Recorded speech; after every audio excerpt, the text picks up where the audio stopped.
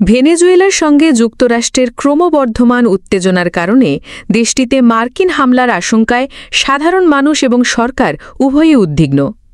Puerto রিকোর মার্কিন সামরিক ঘাঁটিতে আরও 10টি যুদ্ধবিমান পাঠানোর নির্দেশের পর ভেনেজুয়েলার সরকার চিন্তিত হয়ে পড়েছে।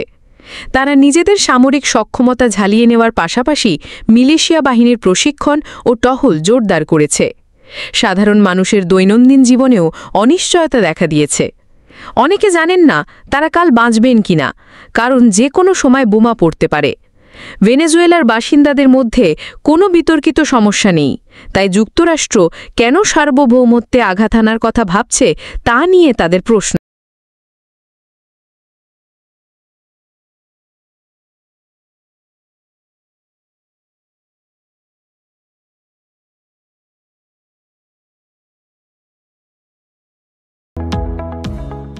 তারা কারো সাথে যুদ্ধ চায় না এবং যুক্তরাষ্ট্রকে যুদ্ধকে প্রধান হাতিয়ার হিসেবে না দেখার আহ্বান জানায়।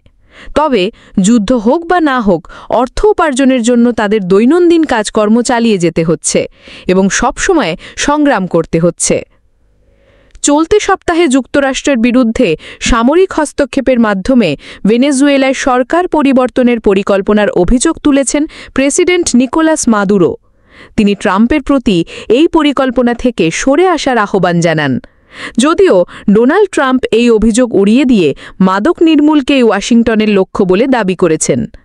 সম্প্রতি আল জাজিরা এবং রয়টার্স সহ বিভিন্ন আন্তর্জাতিক গণমাধ্যমে মাদক পাচারকারী চক্রকে লক্ষ্য করে ভেনেজুয়েলার অভ্যন্তরে যুক্তরাষ্ট্রের সম্ভাব্য হামলার বিষয়টি উঠে এসেছে।